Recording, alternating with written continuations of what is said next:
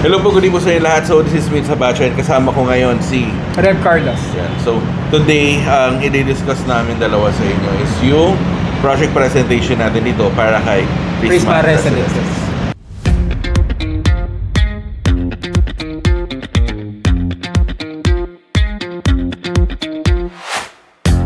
Hi, this is Rev Carlos from LG Division, Team Warrior Knights. I'm a property consultant and a real estate broker. Okay, so hello. So, kamusta po? So, ngayon today kasama ko on this video si Rev. Ka-group ko siya. He's also from the Warrior Knights and he's a licensed broker, no? Yes. So welcome to the team, 'di ba? So, sana makarami siya. Yeah. So, for those who are interested dyan, nandyan, pwede nyo rin siya subscribe sa YouTube channel niya. Okay. So, for this video, ang i-discuss namin is si Prisma Residences. So, I believe si Prisma Residences, nag 100% dito lang, di ba? Nitong April. Yes, sir. So, April 2025. Kasi current, as of today, ongoing pa rin yung turnover natin. Pero na-turnover, I think na-turnover na yung mga nauna pa. Kasi may mga clients ako 5 years ago ngayon na na-turnover yung units nila dito kay Kiran Building. So right now nasa roof deck kami ni Kiran Building. So ano yung nasa likuran natin dito? Ang ganda ng view dito, no? Bali yung view natin sa likod, kung makikita nyo on this left side is yung ating BGC, or Taguig area. Then BGC. dito naman sa side ko is yung ating Laguna Divide. Yeah. Ayan, kaya makikita nyo may dagat. Tama, ganda. So ito, ang exact location nitong ni Prisma Residences. This one is located along C5 Road, corner, Pasig Boulevard. Yes. Tama. Kaya So, very key location. yeah, oo. Strategic. At saka, ito lang yung makikita mong building ng mga matataas na building katabi niya sa Allegra Garden Place. Nang pagkadadaan ka doon sa flyover, di ba? Going Yes, to Market tanaw na Market. tanaw. Kitang-kita niyo siya. So, and especially pagkagabi, makikita ninyo dahil yung ilaw napakaganda. Tapos makikita niyo yung mga sky patios natin. Okay. So, for this project, ang land area niya is around 20,380 square meters. So, roughly mga nasa around close to 2.8 hectares to eh. And also, ang architectural team natin is modern tropical. Yes. So this project is already ready for occupancy. So for those who are looking for ready for occupancy units, this project might fit your requirement. So ano yung mga buildings natin dito, Rev? Bale, we have 3 buildings here in Prisma. Yung una is yung ating Astra, which is nandun din yung ating ground floor na lobby dun sa ating 3 towers. Tapos yung Celeste, tsaka lastly yung Kiran Building. Bale, yung 3 tower natin includes 41 to 42 floors dun sa ating Astra since included yung ating ground floor na lobby. Mm-hmm. Tapos, yung ating Celeste is around 41 and yung Kiran is around 45. Mataas, no? Yes sir, Mas mataas yung Kiran Building. Tapos each tower sir is meron tayong 66 na basement parking. So medyo marami ang parking, malalim ang parking slots natin. Pero kahit na basement hanggang 6 basement 'yon, ubos pa rin yung parking slots natin dito. So ayun. And dito for this project, we're offering a 1-bedroom unit, a 2-bedroom unit and a 3-bedroom unit. Okay? Pero right now currently ang available na lang dito is yung 1-bedroom unit natin na 28 and 34. May konti pa 34 square meters dito kay Kiran Building. And meron din tayong 2-bedroom unit na 56 hanggang 66.50. So later on yan, mag-video kami ni Rev. Ipapakita namin sa inyo yung mga updated videos natin. I think yung video ko dito, last year pa yata, yung mga uploaded na yan eh. So this year 2025, wala pa akong latest video dito. So mamaya ipapakita namin sa inyo yung mga unit options natin dito for this project. So right now, so dito, pagdating sa amenities, ano yung mga amenities na in-offer nitong project na dito?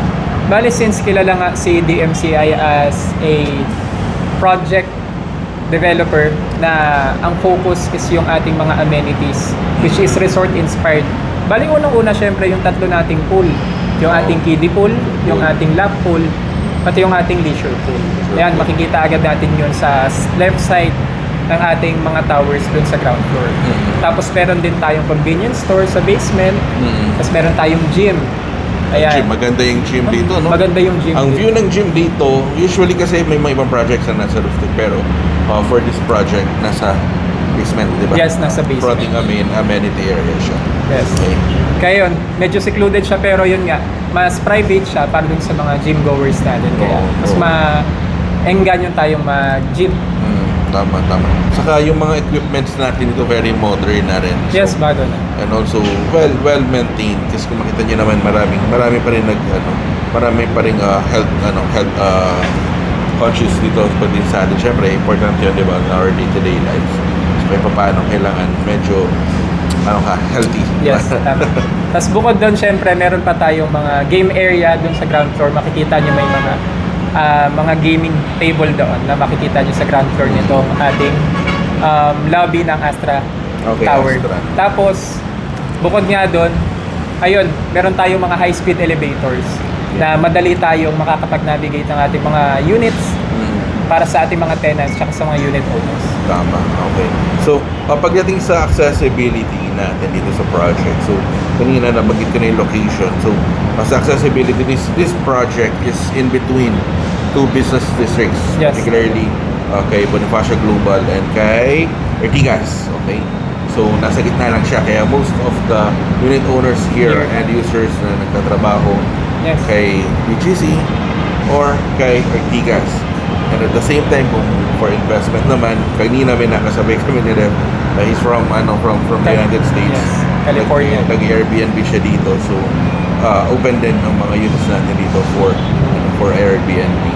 And also, dito rin, pagdating sa business district, so, shopping district, malapit dito, yung Uptown. Yes, Uptown. Uptown, Market, diba? Estancia. Estancia Mall, Shangri-La, yan. Yes, Capital Commons. Sa Mega Mall. Yes. Sa Mega Mall, lapit kang Robinson's Galleria, Shangri-La, ayun. So marami kang option. Saka yung isa, I think yung bagong bukas yung Mitsukoshi Mall sa BGC. Malapit rin din ito dito kasi daan ka lang dito sa bagong Ortigas Pasig. Ortigas BGC Bridge, di ba? Madali. Kapitolyo. Madali mo na siyang mapunta. So pagdating sa schools, syempre nandiyan pinakamalapit is University Asian Pacific, St. Paul College Pasig. Sa International School of Manila, and then sino pa ba? Yun dito pagdating sa BGC area, maraming schools din dyan, Yes. di ba? Mga private schools din. And then sa hospitals, meron tayong isa, pinakamalapit, si Rizal Medical Rizal, Center. katabi lang mismo. Katabi lang ni Allegra Garden Place. Pero pagdating sa private, St. Luke's Medical City. and Medical City. Yeah. So yan yung mga malapit na hospitals dito sa area. So, pagdating sa unit pricing natin, Yung sa one bedroom natin currently, yung sa ating 28 hanggang 34 square meters na one bedroom, nag-i-start tayo around 4.9. Tapos may mga nagre-reopen naman na mga units around 4.7. Ayan. Tapos sa ating mga two bedroom naman, nagre-range na siya ng 7 million and up. and above. Pinakamataas sa 2 bedroom natin nasa around 10M. Yun yung mga corner unit natin dito kay Kiran.